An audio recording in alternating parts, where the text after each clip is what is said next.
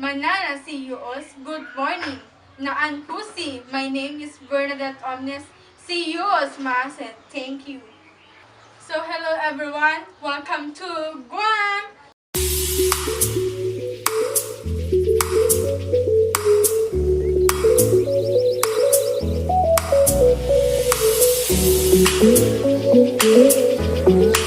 So I will represent you the meaning of flag. So the red stripes surrounding the Guam seal representing the bloodshed by its people during World War II and Spanish occupation. A pale blue represents Guam's unity with the sea and the sky. The colors of Guam seals are as follows. The sky is light blue, the ocean is medium, the palm tree green and brown. The beach is yellow, the cliff is green, the canoe is brown, the white sail and the lettering is red. So let's go to the capital of Guam. The capital of Guam is Hagatna. The climate of Guam can be described as tropical warm climate with two different seasons. First, the dry season between December and April. Second, the rainy season lasts from April to December with the greatest falls between July and October. The population of Guam. The population of Guam as of 2020, 168,775. And the main religion of Guam is Roman Catholic with an 85% and the other is 15%. Here are the following example of language of Guam. First, Manana CEOs, good morning. Haanin Moolek, good afternoon. Huwagin Moolek, good evening. CEOs Maaset, thank you. Naan Pusi, my name is. Hungaan, yes. Aheno, at Diyos, goodbye. And let's proceed to the ethnic group of Guam. First is Chamorro, we have 37.3%. Second, Filipino, 26.3%. White, 7.1%. Chuxi, 7%. Korean, 2.2%. And the other Pacific Islander, we have 2%. Other Asian is 2%. Chinese, 1.6%. Palawan, 1.6%. Japanese, 1.6%. Philippine, 1.4%. Mixes, 9.4%. And the other is 0.5%.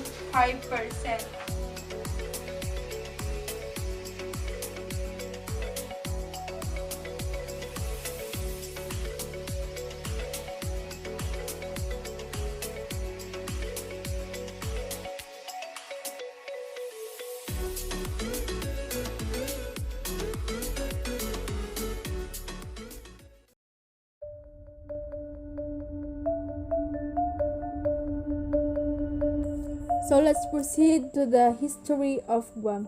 In the year 2000 BC to 1668, the ancient Guam people first arrived on Guam and the rest of the Mariana Islands, probably from Southeast Asia, possibly in many waves over many years.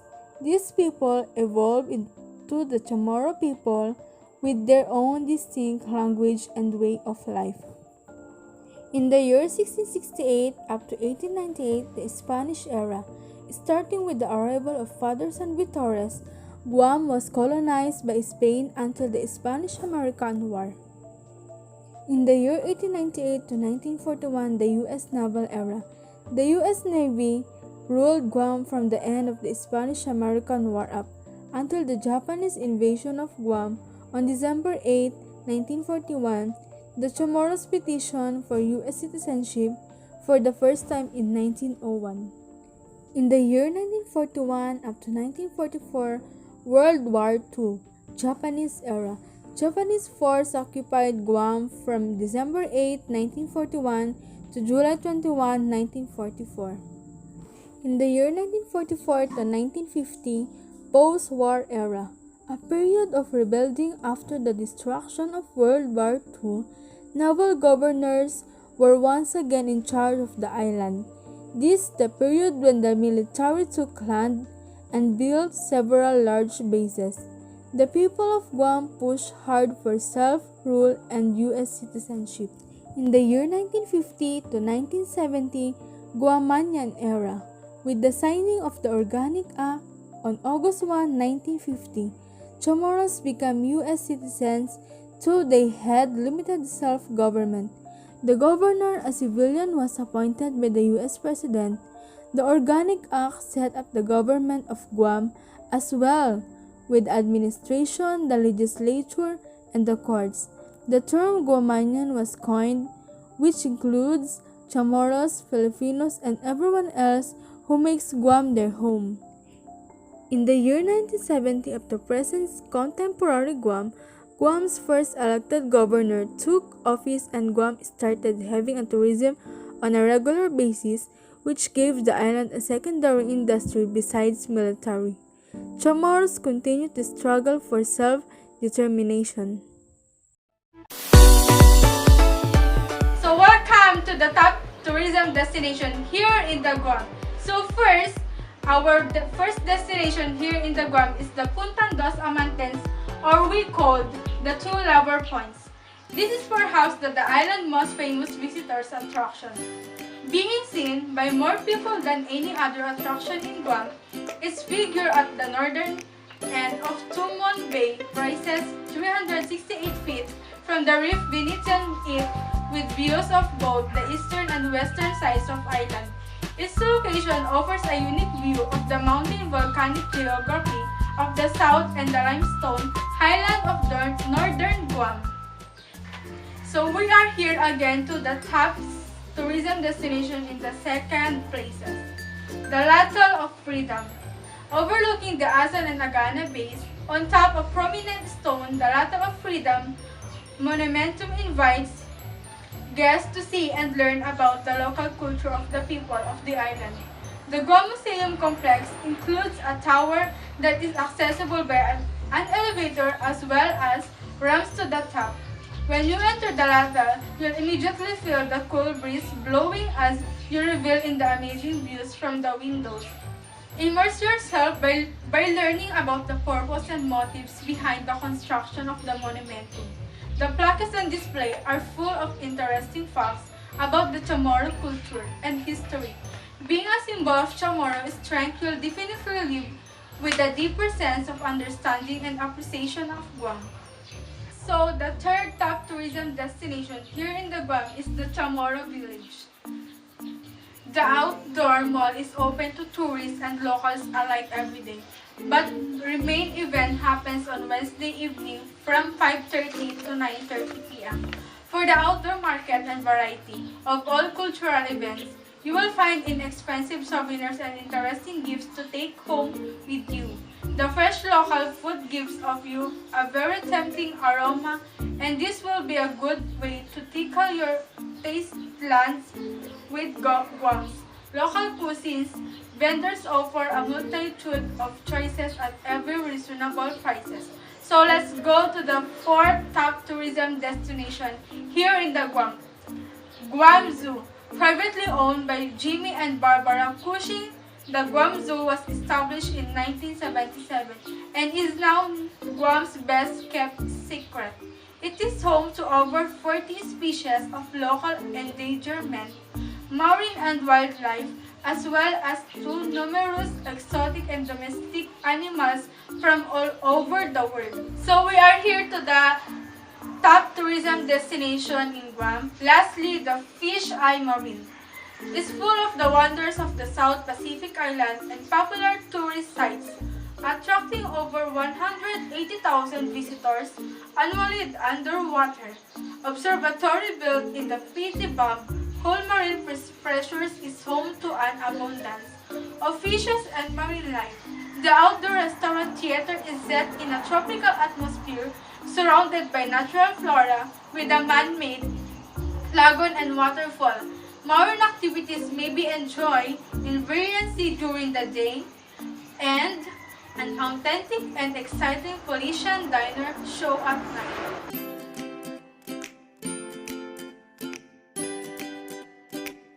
This is the native foods of Guam. This is the kadon pika. is a spicy chamorro dish. Chamorro chicken is made with chicken pieces. These are the following ingredients. First, we need to marinate it in vinegar, garlic, onion, soy sauce, and then black peppers, coconut milk, and hot peppers. This meat is cooked in a pan drained and coconut milk is added to the concoction. A spicy cake can be achieved by adding hot peppers to the dish, pero depende sa inyo kung gaano ka-spicy ang gusto nyong magiging lasa nitong kadumpika. So these are the following ingredients of red rice. We have 2 cups placed white rice long or short grain, 2 1/2 cups water, 2 tablespoons of olive oil, 2 package of achuete, and then the last is the dash of garlic salt. That's all the ingredients of red rice. So the last native food in Guam is the red velvet cake. This is their main dessert in Guam. It is made of chocolate cake made with little cocoa powder. So this is the following ingredients. First is cocoa, acidic vinegar, and buttermilk. And in turn keeps the cake moist, high, and fluffy. The chocolate taste is fairly mild, but the flavors are delegated by the rich. So let's move to the famous influencer first, Andy. Andy is just a girl who loves taking books, drinking coffee, fashion, food, jewelry, and lifestyle. The second famous influencer of Guam is Leah Maria. She's a fashion, history, and artist. The last famous influencer of Guam is Cristina Tenorio Vallejos. She is a mock artist, freelance, bridal, and events, and lastly, the editorial. So now let's proceed to the cultural aspect festival here in the Guam. First is the Malolo Fiesta or Coconut Festival. Main in the town of Pinaron is another important and popular festival for Guam. A feast honor Saint Joseph that lasts for 3 days. These festivals comes a load of foods, music, dancing, drinking, and partying in the streets. The festival honors the coconut for sustaining their life, the island, as they said that their source of food, shelter, commerce, clothes, and the medicine. Let's move to the second cultural aspect in the Guam. So, Chamorro Lunar Calendar Festival basically celebrates the culture of the Chamorro locals, aim to preserve and propagate. Event also provide a better understanding para sa mga both locals at tourists of the culture. Lahat ng events tulad ng one big party para sa mga both local and tourists because everyone is invited to join the one big party. Among their festival, yung island na ito ay sineselebrate din tulad ng New Year's Day, Martin Luther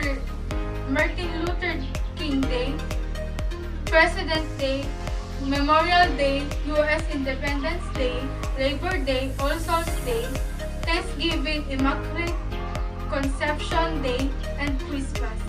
Itong festival na ito, it presents the culture in their country and they are proud of its heritage and really does have a lot of offer.